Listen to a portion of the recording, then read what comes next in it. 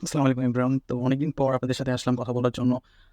কিছুদিন ধরে একটা থট আমার সবসময় মাথায় কাজ করতেছিল যে হচ্ছে হিন্দুদের বিশেষ করে যে ওদের যে বর্ণ প্রথাটা আছে। তো আমরা জানি হচ্ছে ওদের বর্ণ প্রথা হচ্ছে ৪ রকমের। ১ম এই আছে হচ্ছে ওদের ব্রাহ্মণ, তারপর হচ্ছে ক্ষত্রিয়, তারপর হচ্ছে বৈশ্য, দেন হচ্ছে শূদ্র। তো এই ৪ টার যে ক্রমবিভাগ, তো আমাদের মনে ওই সময় হয়তো ছোটবেলায় আমাদের প্রশ্ন আসে নাই যে এই ক্রমবিভাগটা কিভাবে হইল? এবং হচ্ছে ব্রাহ্মণই বা কিভাবে হচ্ছে সর্বোচ্চ স্তরের হিন্দু হইল? তো আমার যতদূর আমি জানি, তো সেই দিকে আমি একটা ব্যাখ্যা উপস্থাপন করতে পারি। সেটা হচ্ছে যে আ যারা সবচেয়ে লোয়েস্ট ছিল বর্ণ, এটা হচ্ছে শূদ্র বলা হতো। শূদ্ররা কি করতো?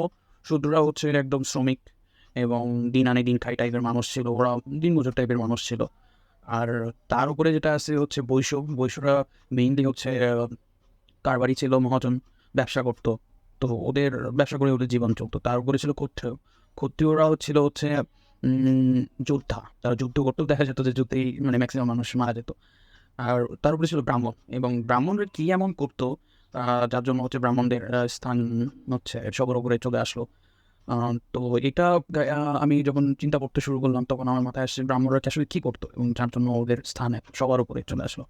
পরে দেখলাম যে ওরা আসলে শাস্ত্রের জ্ঞান রাখতো, শাস্ত্র পাঠ করতো, পড়াশোনা করতো এবং এই পড়াশোনা করার কারণে বিভিন্ন রকম বই পড়ার কারণে সমাজে ওদের স্থান ছিল সর্বোচ্চ।